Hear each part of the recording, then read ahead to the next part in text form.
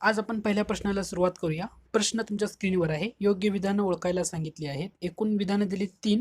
त्या 3 विधानामधून शोधायचं आहे. प्रश्न जर बघितला तर तुम्हाला एक समजून येईल की तो रेडिओ ॲक्टिव्हिटी किंवा त्याला किरणोत्सारिता किंवा किरणोत्सर्ग याच्या संदर्भामधला हे तुम्हाला समजून येईल. प्रश्न पहिलं स्टेटमेंट पहा.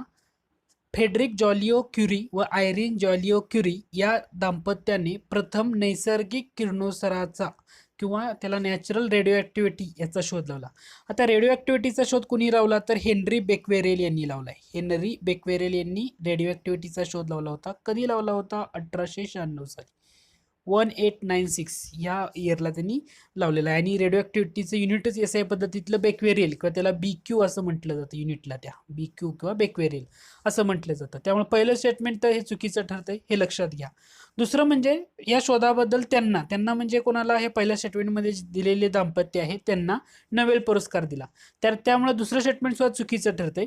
आता या रेडिओ ॲक्टिव्हिटीच्या शोधासाठी 1903 सालाला नोबेल दिलाय फिजिक्समधला, परंतु हा फिजिक्समधला नोबेल देताना जो हेनरी बेक्वेरियल आहे, हेनरी बेक्वेरियल सोबतच आणखी 2 महत्त्वाच्या व्यक्ती येतात. एक म्हणजे मेरी क्युरी आणि दुसरी म्हणजे Pierre Curie. Marie Curie, Pierre Curie या दाम्पत्याला प्लस हेनरी बेक्वेरेल या तिघांना मिळून 1903 सालचा नोबेल देण्यात आलाय. त्यामुळे दुसरं विधान सुद्धा चुकीचं आहे. तिसरं स्टेटमेंट पहा. मेरी क्युरी यांनीच किरणोत्सारितेचा सिद्धांत दिला आणि किरणोत्सार किंवा रेडिओ ॲक्टिव्हिटी हा जो शब्द आहे प्रचलित कोणी केला तर मेरी क्युरी यांनी केला. तुम्हाला विचारलं किरणोत्सारी रेडिओ ॲक्टिव्हिटी म्हटल्यानंतर कोणी शोध लावला तर हेनरी बेक्वेरियल हे नाव लक्षात ठेवणं गरजेचं आहे. आणि हा शब्द प्रचलित केला मेरी क्युरी यांनी. त्याच्यामुळे या प्रश्नाचं अचूक उत्तर ठरतंय पर्याय क्रमांक 3 म्हणजे विधान क बरोबर आहे. पहिलं चुकीचं का आहे त्याचं रिझन, नॅचरल रेडिओ ॲक्टिव्हिटी म्हटल्यानंतर Henri Becquerel, Marie Curie, Pierre Curie. Henri Becquerel नाव लक्षात ठेवायचं. नोबेल देताना 1903ला हेनरी बेक्वेरियल, पेरी क्युरी आणि मेरी क्युरी यांना फिजिक्समधला नोबेल जाहीर झाला होता 1903 साली. मेरी क्युरी यांनी हा जो किरणोत्सारीचा सिद्धांत दिला, परंतु शब्द प्रचलित त्यांनीच केलेला आहे. मेरी क्युरी यांनी शोध लावला हेनरी बेक्वेरियल. आणि SI पद्धतीतलं युनिट काय आहे किरणोत्सारीचं किंवा रेडिओ ॲक्टिव्हिटीचं? SI पद्धतीतलं युनिट काय आहे तर ते आहे बेक्वेरियल. आता SI म्हटल्यानंतर तुम्ही म्हणाल SIचा फुल फॉर्म काय? SI म्हणजे काय? सिस्टीम ऑफ इंटरनॅशनल युनिट असं म्हटलं जातं त्याला. ते SI पद्धतीतलं युनिट म्हटलं जातं. ओके, हा तुमचा पॉईंट क्लिअर झाला असेल. त्यानंतर पुढचा प्रश्न तुमच्या स्क्रीनवर आहे, तो म्हणजे एका क्लोरीनचा अणू साधारणतः किती ओझोनच्या कणांचा ऱ्हास किंवा डिप्लेशन करतो? तर त्याचं उत्तर आहे 1 लाख. 1 लाख मॉलिक्यूल. ओके, एक क्लोरीनचा अणू साधारणतः ओझोनच्या किती कणांचा ऱ्हास करतो तर 1 लाख. जरूर लक्षात ठेवा, एक फॅक्ट म्हणून तुम्हाला लक्षात ठेवणं गरजेचं आहे.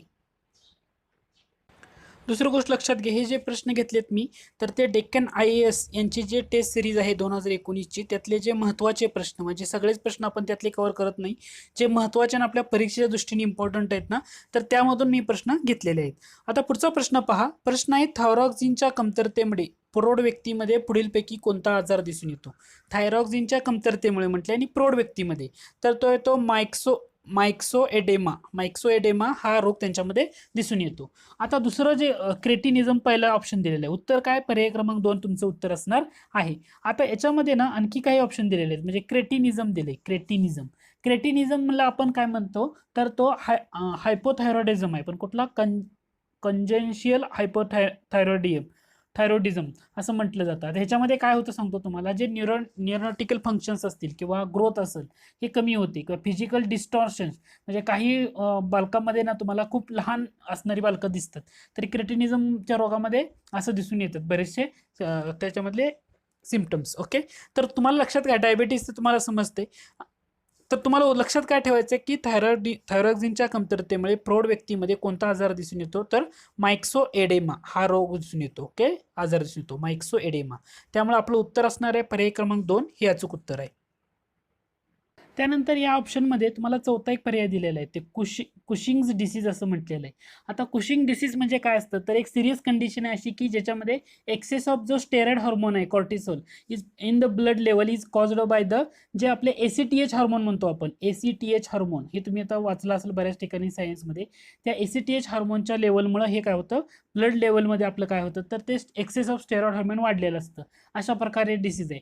त्यामुळे तुम्हाला अगोदर हे समजणं गरजेचं आहे की ACTH हार्मोन म्हणजे हे कोण प्रोड्यूस करतं, तर जी आपल्या शरीरामधली जी ना नॉर्मल पिच्युटरी ग्लँड आहे ना, ही नॉर्मल पिच्युटरी ग्लँड ही ACTH हार्मोन प्रोड्यूस करतं. तर डिटेलमध्ये आपण जास्त काही जात नाही, फक्त एवढं लक्षात घ्या, थायरॉक्सिनच्या कमतरतेमुळे प्रौढ व्यक्तीमध्ये कोणता आजार दिसून येतात, तर त्याच्यामध्ये मायक्सोएडेमा हा आजार दिसून येतो. त्यानंतर पुढचे दोन प्रश्न पहा. मानवाची उत्पत्ती खालीलपैकी कोणत्या कालखंडात झाली असा प्रश्न आहे. तर त्याचं उत्तर आहे सेनोझोईक कालखंड. या सेनोझोईक कालखंडामध्ये मानवाची उत्पत्ती झाली. सिंपलसा प्रश्न आहे. त्याच्यानंतर पुढचा एक आजार दिलाय तो म्हणजे हिमोफिलिया. हिमोफिलिया या अनुवांशिक आजारामध्ये काय होतं, तर रक्त जे असतं ना ते लवकर गोठत नाही किंवा ते फेल्स टू क्लॉट. तर यामुळे अधिक काय होतो, रक्तस्राव होतो. तर हे कशामुळे घडतं, म्हणजे हिमोफिलिया हा जो आजार आहे या आजारामध्ये रक्त लवकर गोठत नाही, ऍक्च्युली हा रक्तस्राव होत राहतो. तर हे कशामुळे होतं, तर त्याच्या ऑप्शन दिलेत फॅक्टर 8, फॅक्टर 9 आणि फॅक्टर 6. तर कोणतं आहे, त्याचं उत्तर आहे पर्याय क्रमांक 4 वरीलपैकी दोन्ही, म्हणजे दोन जे पहिले आहेत फॅक्टर 8 आणि फॅक्टर 9 याच्यामुळे काय होतं, याच्या कमतरतेमुळे हिमोफिलिया हा रोग होतो. परीक्षेसाठी तुम्हाला हे लक्षात काय ठेवायचं, तर हिमोफिलिया हा रोगामध्ये काय होतं, तर रक्त गोठत नाही हे लक्षात ठेवायचं पहिल्यांदा. आणि फॅक्टर 8 आणि फॅक्टर 9 यांच्या कमतरतेमुळे हा आजार होतो. त्यानंतर पुढचा प्रश्न आहे, एका मिनिटाला हृदयाचे किती ठोके होतात हे मोजण्यासाठी हाताच्या मनगटाजवळ रिस्टचा वापर डॉक्टर करतात. तर ते कशाचा वापर केला जातो, रिस्टच्या जवळ असणाऱ्या कोणत्या आर्टरीचा, व्हेनचा केला जातो का आर्टरीचा केला जातो, हे तुम्हाला द्यायचं आहे. रेडियल व्हेन, ब्रॅकियल आर्टरी, ब्रॅकियल व्हेन का रेडियल आर्टरी, असं 4 ऑप्शन दिलेले आहेत. तर याचं उत्तर आहे ते म्हणजे रॅडियल आर्टरी. हे लक्षात घ्या, रॅडियल आर्टरीचा वापर केला जातो, हे लक्षात ठेवा, पॉईंट महत्वाचा आहे. एका मिनिटाला हृदयाचे किती ठोके होतात हे मोजण्यासाठी जे हाताच्या मनगटाजवळ असणारं रॅडियल आर्टरी आहे याचा त्यासाठी डॉक्टर वापर करतात.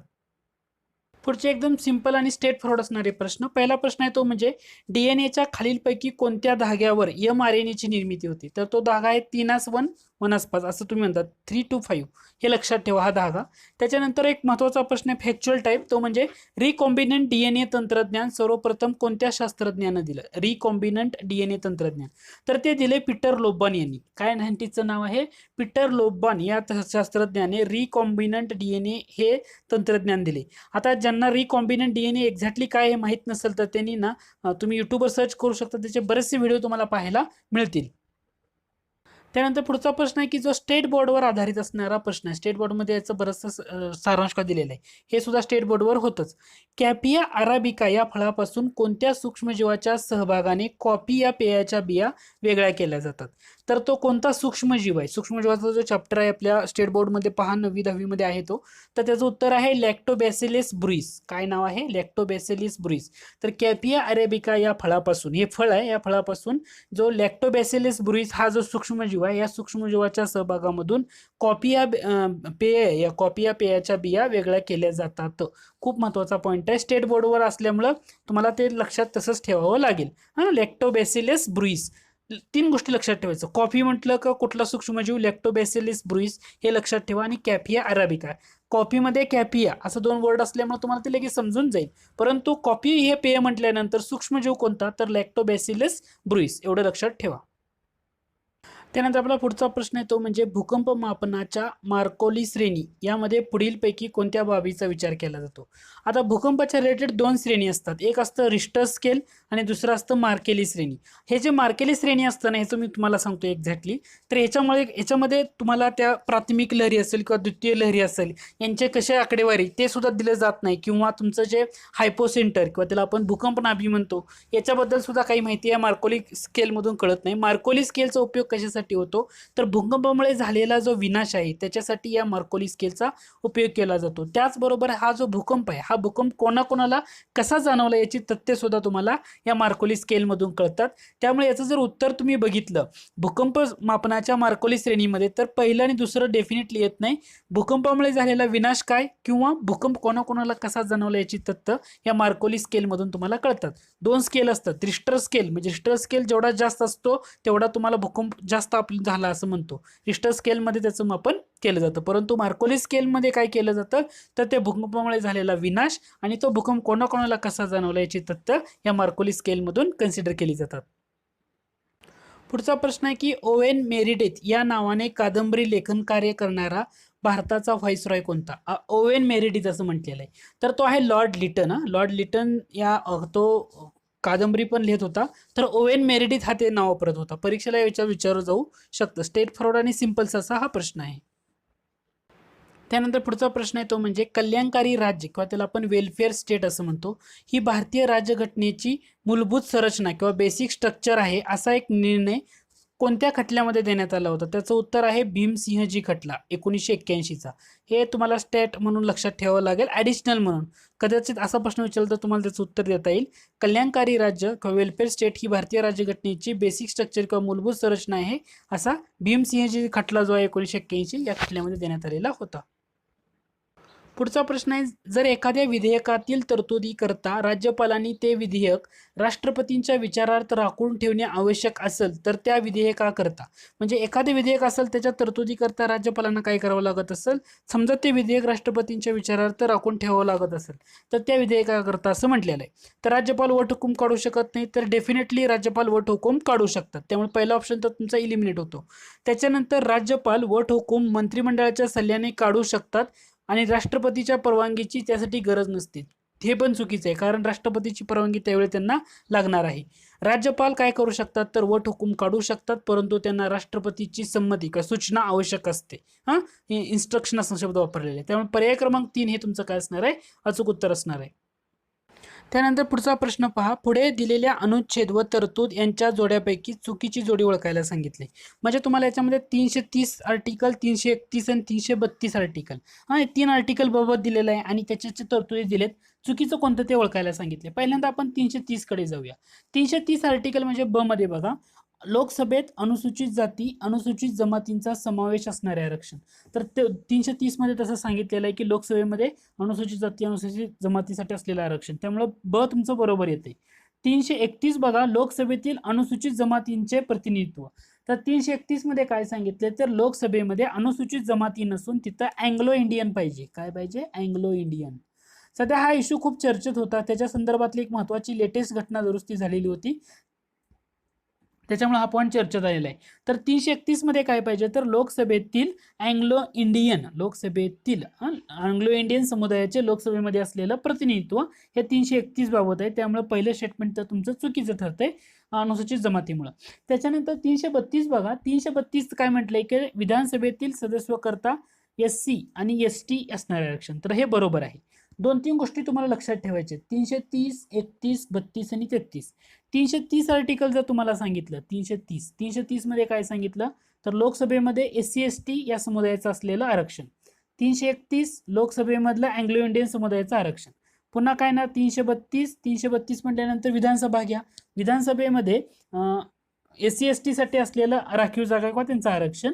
आणि 333 मध्ये विधानसभेमध्ये अँग्लो इंडियन साठी असलेलं आरक्षण. म्हणजे 330-31 पहिला गट, 32-33 दुसरा गट. पहिलं 30-31 असेल तर ते लोकसभेसाठी आणि फक्त लोकसभेच्या जागी विधानसभा शब्द टाकायचा 332-333 साठी. ओके, हा एक महत्वाचा पॉईंट आहे की ह्या तुम्हाला समजणं गरजेचं आहे. तर याचं उत्तर काय असणार आहे, विचारलंय काय चुकीचं कोणतं, तर एकच चुकीचं आहे, अचुकीचं. का चुकीचं आहे तर इथं अनुसूचित जमातीच्या ऐवजी अँग्लो इंडियन हा शब्द पाहिजे होता, म्हणजे ते उत्तर बरोबर ठरलं असतं. पुढचा प्रश्न पहा, भारताची लोकसंख्या 100 कोटी झाली त्या दिवशी म्हणजे डॅश डॅश रोजी राष्ट्रीय लोकसंख्या आयोगाची स्थापना झाली. तर कधी आहे ऑप्शन बघा, 11 जानेवारी 2000, 11 जानेवारी 2001, 11 मे 2001 का 11 मे 2000.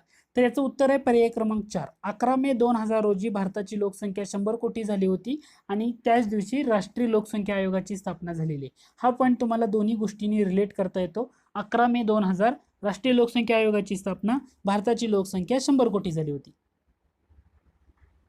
पुढचा प्रश्न आहे, पुढीलपैकी कितव्या घटना दुरुस्तीद्वारे सन 2026 पर्यंत लोकसभा निवडणुकीकरता गृहीत धरली जाणारी लोकसंख्या सन 2001 मधील जनगणने इतकी निर्धारित करण्यात आली आहे. सिंपलचा प्रश्न आहे डायरेक्ट घटना दुरुस्तीवर. त्याचं उत्तर आहे 87वी घटना दुरुस्ती 2003 सालासाठी. पुढचा प्रश्न पहा, पुढे दिलेल्या वर्णनावरून नदी ओळखायची आहे. 4 सेंटेन्स आहेत. पहिला आहे, या नदीचा उगम छोटा नागपूर पठारावर होतो.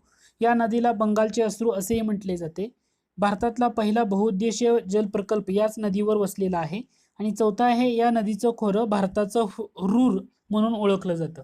तर त्याच्यामध्ये रामगंगा, सोन, कोसी आणि दामोदर दिले. अचूक उत्तर आहे ते म्हणजे दामोदर नदी. लक्षात ठेवायचं, छोटा नागपूर पठार बंगालचे अश्रू म्हटलं जायचं अगोदर. दुसरं म्हणजे बहुउद्देशीय पहिला प्रकल्प सुद्धा त्याच नदीवर झालेला आहे. आणि भारताचं रूर हे सुद्धा तुम्हाला लक्षात ठेवणं गरजेचं आहे. त्यामुळे दामोदर नदी जरूर लक्षात ठेवा. त्यानंतर पुढचा प्रश्न आहे की जोड्या लावायचे आहेत. खिंड आणि राज्य दिलेले आहेत. अ गटामध्ये खिंड आहेत, ब गटामध्ये राज्य आहे. आता याच्यामध्ये नथुला जर तुम्ही बघितलं तर लगेच तुम्हाला सिक्कीम लक्षात येतं. म्हणजे ब ला 4 असणारा पर्याय, म्हणजे पहिला ऑप्शन, चौथा ऑप्शन इलिमिनेट होतो, पहिला ऑप्शन इलिमिनेट होतो. म्हणजे इथं ब ला 4 आहे. त्याच्यामुळं पालघाट, आता कॉमन काय येतं, पालघाट आणि केरळ, त्यामुळे पालघाट म्हणल्यानंतर केरळ येणार. आता प्रश्न राहिला शिपकीला आणि बनिहाल. आता शिपकीला म्हटल्यानंतर येते ती हिमाचल प्रदेश आणि बनिहाल म्हटल्यानंतर येते ते जम्मू काश्मीर. म्हणजे पर्याय क्रमांक 2 हे तुमचं काय असणार आहे, अचूक उत्तर असणार आहे. ओके, म्हणजे तुम्हाला परत एकदा सांगतो, शिपकीला हिमाचल प्रदेश, नथुला सिक्कीम, बनिहाल म्हटले जम्मू काश्मीर, पालघाट केरळ. ओके, त्यामुळे पर्याय क्रमांक 2 हे तुमचं काय असणार आहे, अचूक उत्तर. टॅकल कसा केला ते मी तुम्हाला अगोदर सांगितलं. पुढचा प्रश्न आहे, 1935 साली भारतीय स्वातंत्र्य लढ्यामध्ये बऱ्याच महत्त्वाच्या घडामोडी घडल्या. याच वर्षी भारतीय राष्ट्रीय सभेच्या स्थापनेला 50 वर्ष पूर्ण झाली. त्या निमित्तानं history of Indian National Congress, आता ह्याला तुम्ही हायलाइट करू शकता, history of Indian National Congress हा ग्रंथ लिहिला गेला. तर हा ग्रंथ लिहिण्याचं कार्य खालीलपैकी कोणी केलं, तर त्याचं उत्तर आहे पट्टाभी सीतारामय्या. हे नाव लक्षात ठेवायचं. पट्टाभी सीतारामय्या म्हटल्यानंतर history of Indian National Congress, कारण 1935 साली 50 वर्ष काँग्रेसला झाली होती, त्यानिमित्तानं हा ग्रंथ लिहिला होता. तर त्या लिहिण्याचं श्रेय जातं त्यांना, Pattabhi Sitaramayya. History of Indian National Congress पाठ करून ठेवा, महत्वाचा पॉईंट आहे IMP. पुढचा प्रश्न आहे तो सुद्धा इंटरेस्टिंग आहे. तो प्रश्न आहे, खालील वर्णन कोणत्या वृत्तपत्राचं आहे ते ओळखा. पहिलं स्टेटमेंट आहे, इंग्रजी आणि मराठी या दोन्ही भाषेमधून ते पत्र निघत असं. दुसरं स्टेटमेंट आहे, 1980च्या दशकातील रखमाबाई खटल्यादरम्यान या पत्राने सनातनी विचारसरणीला पाठिंबा देऊन रखमाबाईच्या मताला विरोध केला होता. तिसरं आहे, या पत्राच्या एका पानावर हायकोर्टाचे निवाडे देण्यात येत असत. आणि चौथं स्टेटमेंट आहे, वीना मंडलिक यांनी या पत्राची स्थापना केली. वीना मंडलिक म्हटल्यानंतर उत्तर काय येतं, नेटिव्ह ओपिनियन. लक्षात ठेवा, हे सुद्धा मी जे अनिल कटारे सरांचं इतिहास बुक आहे त्याच्यावर आपण 400 प्रश्नाची जी MCQ सिरीज घेतली होती, त्याच्यामध्ये यावर सुद्धा एक प्रश्न मी तयार केला होता, तो म्हणजे रखमाबाई खटल्याच्या रिलेटेड. हा खूप महत्त्वाचा आहे, कारण 1880च्या दशकामध्ये जो रखमाबाईचा खटला झाला होता, तर तेव्हा सनातनी विचारसरणीला पाठिंबा देऊन जो रखमाबाईंचा मत होता त्याला विरोध केला होता नेटिव्ह ओपिनियन या पत्रानं. वीणा मंडलिक यांनी त्याची स्थापना केलेली होती, सुरुवात केली होती. इंग्रजी आणि मराठी दोन्ही भाषेमधून ते वृत्तपत्र निघत होतं. दुसरं म्हणजे हायकोर्टाचे जे न्यायनिवाडे असत ते सुद्धा या पत्रामध्ये एका पानावर दिले जात होते. खूप महत्त्वाचं म्हणजे खूप महत्त्वाचं आहे नेटिव्ह ओपिनियन. त्यानंतर पुढचा प्रश्न पहा, न्यूलँडच्या अष्टकांचा नियम हा फक्त डॅश डॅश या मूलद्रव्यांच्या बाबतीत योग्यरीतीने लागू होतो. तर जे हलकी मूलद्रव्ये असतात, लायटर एलिमेंट, यांच्या बाबतीत तो लागू होतो. सिंपलचा प्रश्न आहे. त्यानंतर पुढचा प्रश्न आहे, हा 11वी बायोलॉजी आय थिंक या पुस्तकावर आधारित आहे. तो प्रश्न म्हणजे आजार दिलेले त्यांचे कारण असलेले विषाणू दिलेत आणि आपल्याला सांगितले की अयोग्य जोडी कोणती ते तुम्हाला ओळखायला सांगितले. अयोग्य जोडी, आता तुम्ही बघा, सर्दी म्हटल्यानंतर रिनो व्हायरस किंवा रायनो व्हायरस असं म्हटलं जातं, तर तो बरोबर आहे. सर्दी हा रायनो व्हायरसमुळे होणारा रोग आहे. त्याच्यानंतर इन्फ्लुएन्झा मायक्सो व्हायरस हा सुद्धा बरोबर आहे, इन्फ्लुएन्झा. ॲक्च्युली त्या पुस्तकामध्ये एक चार्ट दिलेला आहे, त्या चार्टमध्ये सगळ्या गोष्टी कव्हर केलेल्या आहेत. तर त्यामुळे इन्फ्लुएन्झा म्हटल्यानंतर मायक्सो व्हायरस हा सुद्धा बरोबर आहे. देवी म्हणजे स्मॉल पॉक्स, तर ओरिओला व्हायरस हे सुद्धा बरोबर आहे. गलगुंड मम्स म्हटलं जातं त्याला, तो सुद्धा पॅरामायक्सो व्हायरस याच्यामुळे होणारा रोग आहे, तो सुद्धा दिले. आणि मिसल्स म्हणजे गोवर म्हणतो, हा सुद्धा मोर्बिली व्हायरसमुळे होणारा रोग आहे. म्हणजे अयोग्य कोणतं, वरीलपैकी एकही नाही. आता याच्यामध्ये तुम्हाला काय लक्षात ठेवायचं आहे, रिनो व्हायरस सर्दी डेफिनेटली लक्षात ठेवा. दुसरं म्हणजे दोन गोष्टीची तुम्हाला कंपॅरिझन करणं गरजेचं आहे. पहिलं म्हणजे इन्फ्लुएन्झा मायक्सो व्हायरस आणि जो मम्स किंवा आपण गलगंड असं म्हणतो, तर गलगंडसाठी पॅरामायक्सो व्हायरस, मायक्सो व्हायरस आणि पॅरामायक्सो हे दोन तुम्हाला लक्षात ठेवायला सोपं जातं. त्याच्यानंतर देवी स्मॉल पॉक्स, तर त्याला वॉरियोला व्हायरसमुळे होणारा रोग आहे. आणि गोवर जो आहे तर मोर्बिली या व्हायरसमुळे होणारा तो महत्त्वाचा आजार आहे. तर हे दोन्ही गोष्टी लक्षात ठेवा. का महत्त्वाचं आहे असं म्हणतोय, सध्या कोरोना विषाणू, त्यामुळे विषाणूच्या संदर्भामध्ये काय काय पॉईंट असतील परीक्षेला विचारलं जाऊ शकेल. ओके, या गोष्टीसाठी तुम्ही नक्की ह्या व्हिडिओला लाईक करू शकता. ओके, विषाणूमुळं, तर त्यामुळे तुम्हाला हे 5च्या 5 लक्षात ठेवणं खूप गरजेचं आहे, विषाणूच्या प्रादुर्भावामुळं. परत एकदा तुम्ही त्याची स्क्रीनशॉट सुद्धा घेऊ शकता. ओके, सर्दी रायनो व्हायरस, इन्फ्लुएन्झा मायक्सो व्हायरस, देवी किंवा स्मॉल पॉक्स म्हणतो त्याला आपण वॉरियाला व्हायरस, गलगुंड पॅरामायक्सो व्हायरस आणि गोवर मोरबिली व्हायरस. त्यानंतर पुढचा प्रश्न बघा, काही हार्मोन दिलेत म्हणजे संप्रेरक दिलेत आणि कोणत्या नावाने ते ओळखली जातात ते तुम्हाला शोधायचं आहे. आता प्रश्न जर नीट बघितला तर तुम्हाला वाचल्यानंतर बऱ्याच गोष्टी तुम्हाला काही लोकांना लगेच कळणार नाहीत, परंतु बर्थ हार्मोन म्हटल्यानंतर ऑक्सिटॉक्सिन हे जर तुम्हाला ज्यांना समजलं तर ते डायरेक्ट प्रश्नाचं उत्तर देऊ शकतात. ड ला एक कुठं आहे तर चौथ्या पर्यायामध्ये आहे, म्हणजे ते तुमचं काय असणार आहे, उत्तर असणार आहे. हे लक्षात घ्या, हा पॉईंट खूप महत्वाचा आहे, पाठ करू शकता तुम्ही. ऑक्सिटॉक्सिन हे जे हार्मोन आहे त्याला बर्थ हार्मोन असं म्हटलं जातं. त्याच्यानंतर सोमॅटोट्रॉपिक हार्मोन, तो म्हणजे त्याला काय म्हटलं जातं तर ग्रोथ हार्मोन. सोमॅटोट्रॉपिकला काय म्हटलं जातं, ग्रोथ हार्मोन असं म्हटलं जातं. त्याच्यानंतर पुढचं हार्मोन येतं ते म्हणजे लिटोट्रॉपिक हार्मोन. लिटोट्रॉपिक हार्मोनला काय म्हटलं जातं, प्रोलॅक्टिन. प्रोलॅक्टिन. आणि त्यानंतर सगळ्यात शेवटी राहिलं ते म्हणजे अँटी डायुरेटिक हार्मोन, ते म्हणजे फॅक्सिप्रोसिन असं म्हटलं होतं. तर तुम्हाला ह्याच्यामध्ये बर्थ हार्मोन कोणतं म्हटलं की ऑक्सिटॉक्सिन, हे लक्षात यायला हवं, तर तुम्हाला तो प्रश्न लगेच टॅकल करता आला असता. सोमॅटोस्ट्रॉफिन ग्रोथ हार्मोन आहे, लिटोट्रॉफिक हार्मोन प्रोलॅक्टिन आणि अँटी डायुरेटिक हार्मोन ते कशासाठी आहे तर फॅक्सोप्रेसिन याच्यासाठीच. तर हे नावं आहेत त्याची, संप्रेरक हार्मोन दिलेले आहेत, त्यांच्या कोणत्या नावाने ओळखले जातात तसं. बर्थ हार्मोन आणि ग्रोथ हार्मोन ह्याच्यामध्ये तुम्हाला काय लक्षात ठेवायचे, काही लक्षात नाही राहिलं तरी हे दोन गोष्टी फक्त तेवढं लक्षात घ्या. बर्थ हार्मोन म्हटलं की ऑक्सिटॉक्सिन आणि ग्रोथ हार्मोन म्हटलं की सोमॅटोस्ट्रॉपिक हार्मोन. एवढं जरी तुम्ही या प्रश्नामधून तुम्ही समजून घेतलं किंवा लक्षात ठेवलं, मोर दॅन इनफ आहे. ओके, आय होप हा तुमचा पॉईंट सुद्धा क्लिअर झाला असेल. त्यानंतर पुढचा प्रश्न पहा, निरोगी प्रौढ व्यक्ती करता रक्तातील साधारण ग्लुकोजचं प्रमाण किती असतं, तर ते असतं 45 ते 95 mg प्रति 100 ml रक्त. ओके, आता ही फॅक्च्युअल आहे, तर ह्याच्यामध्ये तुम्हाला पाठांतरच करणं गरजेचं आहे. किती, 45 ते 95 mg प्रति 100 ml. तर हे निरोगी किंवा प्रौढ व्यक्ती करता रक्तातील साधारण ग्लुकोजचं प्रमाण असतं. त्यानंतर पुढचा प्रश्न आहे तो म्हणजे रटकेज पाऊच. आता रटकेज पाऊच कशाशी निगडीत आहे, तर हे पिच्युटरीच्या निगडीत आहे, पियुषिका ग्रंथीच्या रिलेटेड. आता हे काय असतं ना, तर हे तुम्ही नक्की गुगलवर सर्च करा. आता हे मी एक्सप्लेन करत नाही, फक्त एवढं सांगतो की रटकेज पाऊच हे कशाशी निगडीत आहे म्हटल्यानंतर पिच्युटरी